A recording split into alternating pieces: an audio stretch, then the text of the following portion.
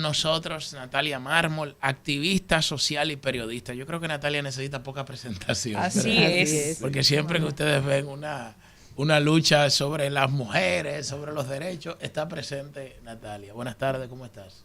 Muy bien, encantada de estar aquí. Gracias por esa presentación. No, pero es verdad, pero eso es una manera que entra la prensa. Bueno, en el día de ayer se produjo una marcha, un evento, ¿verdad?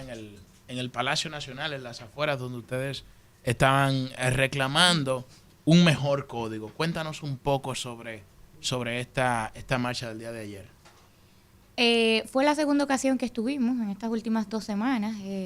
Estuvimos primero, hicimos una manifestación la semana pasada, el miércoles también, frente al Palacio Nacional, en condiciones totalmente distintas. Era un escenario radicalmente distinto. Entendíamos que era inminente la aprobación de un código penal con muchas deficiencias que había sido ampliamente cuestionado por múltiples sectores de la sociedad, porque en 2 semanas fue aprobado en Senado, con 2 lecturas, vamos a decir sin lectura, pasó por la comisión que debió estudiarlo en Senado y luego pasó a la Cámara de Diputados y fue aprobado en primera lectura, nuevamente sin lectura, para ser remitido a una comisión que... Pero acabamos de conversar con el diputado Orlando Jorge Villegas, y él nos dijo que ese proyecto se había estudiado en varias ocasiones, y Pacheco dijo incluso que eso tenía 20 años ahí, que ellos estaban cansados de estudiarlo. Y que solo en estos últimos 4 años se había votado 3 veces ese proyecto, acorde a lo que Orlando nos comentaba.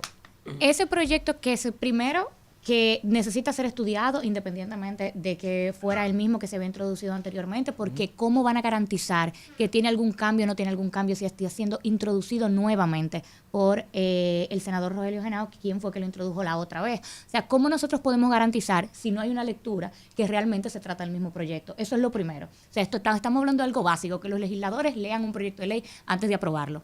Obviamente. Eso creo que es lo mínimo que le podemos pedir. ¿Y ustedes no están conformes, por ejemplo, con las vistas públicas que ellos hicieron? Y segundo, claro que sí. Y segundo, que ese proyecto cuando se introdujo en el 2021 fue también criticado y estas deficiencias, estas carencias fueron señaladas en ese momento. Natalia, ¿cuáles son dichas cuando se cayó también? Para aprovechar el tiempo acá. Perfecto. Dichas deficiencias que tiene el Código Penal, ¿cuáles son? Para terminar la idea, nos manifestamos tanto esta semana como la anterior en condiciones muy distintas. Okay. Pensábamos que la aprobación era inminente y por suerte se reconsideró, se pausó y se continuará la discusión en la nueva legislatura y por eso el tono, vamos a decir, de la movilización que tuvimos ayer fue completamente distinto. En consonancia con lo que pregunta Ernesto, algunos legisladores dicen que este código trae nuevos tipos penales, que es un código moderno, que el que tenemos pues ya tiene muchísimos años, pero quisiera de tu voz escuchar por qué hay muchos aspectos en esta propuesta de código que no están acordes con lo que necesita República Dominicana. Es cierto que hay nuevos tipos penales, es cierto que necesitamos reformar el Código Penal, o sea, creo que es algo en lo que podemos estar de acuerdo toda la sociedad dominicana sin excepciones, pero no ese Código Penal, o sea, no uno que desproteja a la niñez, permitiendo el disciplinamiento físico, el castigo corporal, de alguna manera justificándolo, no uno que tipifique de manera distinta la violación sexual si quien la realiza es la pareja, que es el concepto que utiliza. No uno que imponga una prescripción de 20 años para los delitos de corrupción, impidiendo que puedan ser perseguidos si ha pasado este tiempo, no uno que exonere a las iglesias de responsabilidad penal, porque ninguna institución debe estar por encima de la ley. Si este proyecto de Código Penal está reconociendo a las personas jurídicas como entes responsables penalmente, ¿por qué excluimos puntualmente a esta institución? No uno que excluya las 3 causales, manteniendo una penalización total del aborto, que no reconozca que hay situaciones extremas, situaciones de gran peligro para los derechos fundamentales de las mujeres, que son estas 3 situaciones, estas 3 causales, donde es necesario garantizar la protección de la vida y la salud de las niñas y las mujeres. Son muchos elementos, no uno que criminalice la protesta, no uno que criminalice la protesta, no ¿Cómo uno criminaliza la protesta el código?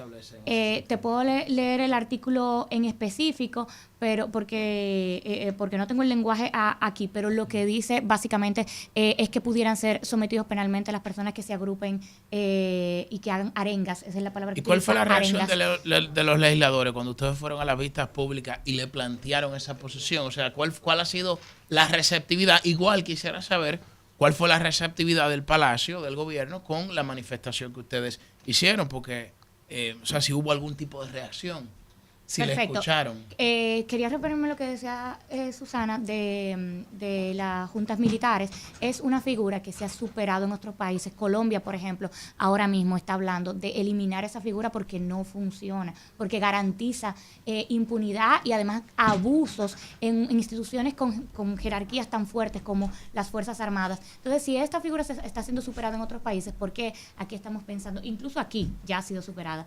por qué estamos pensando aquí volver al pasado?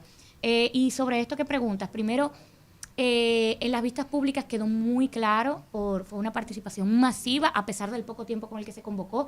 Felicitamos al presidente de la Cámara de Diputados, Alfredo Pacheco, por la iniciativa, por prestar el espacio para escuchar a la gente. Fueron más de 100 intervenciones y en su mayoría, pero una amplia mayoría, fue en defensa de la protección de derechos y de garantizar un código penal que enfrente la impunidad. Hay un tema inquietante en la sociedad dominicana, que es el tema de los feminicidios. ¿Qué plantea el nuevo código con relación a esto? El nuevo código tipifica por primera vez el feminicidio, que es un paso de avance y tiene 4 artículos diferentes con relación a violencia hacia las mujeres que son sumamente necesarios. Así que en ese aspecto, vamos a avanzar. ¿Y las penas? Lo único que lamentablemente las penas, si no me equivoco, son de 30 a 40 años. Ahora, hay un punto importante. Solo que hay un artículo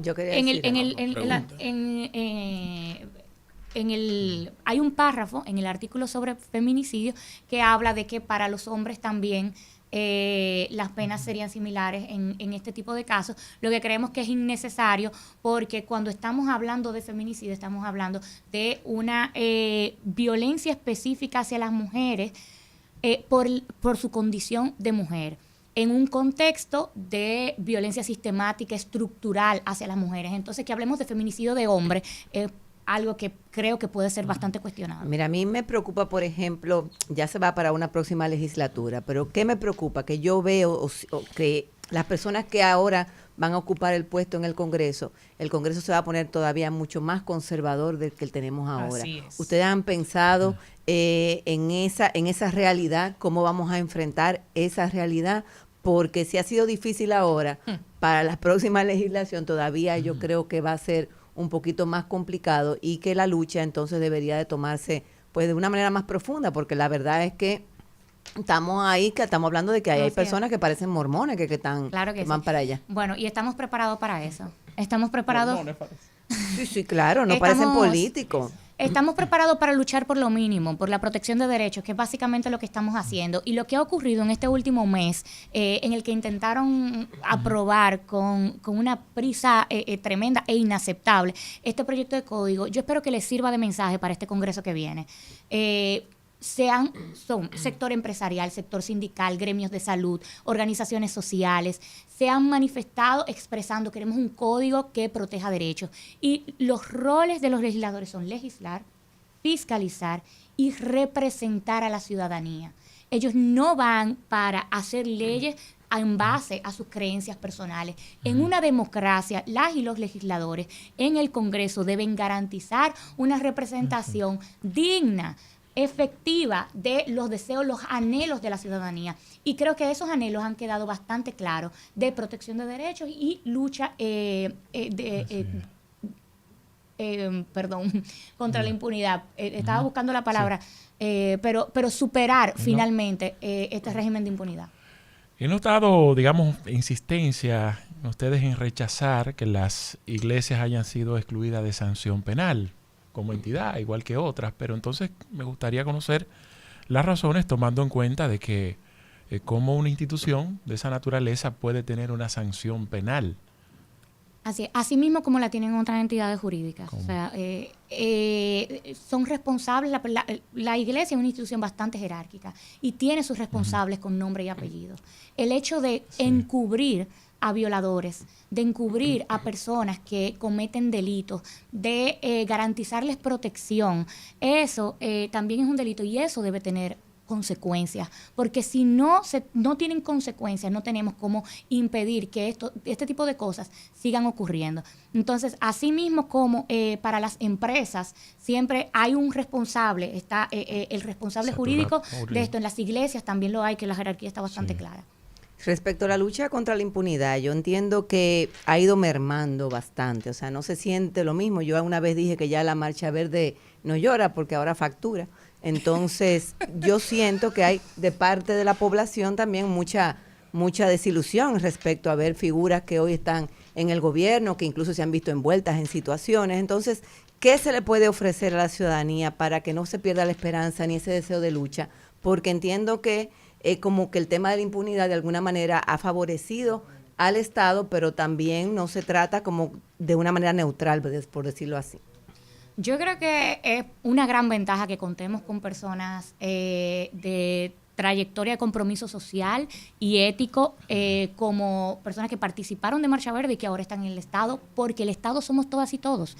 Y de verdad nos conviene tener gente que esté preparada, que tenga calidad moral para hacer un buen trabajo, porque como tú decías, necesitamos políticas públicas que garantice bienestar para la ciudadanía.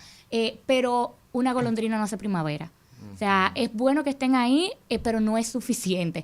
O sea que se necesitan más.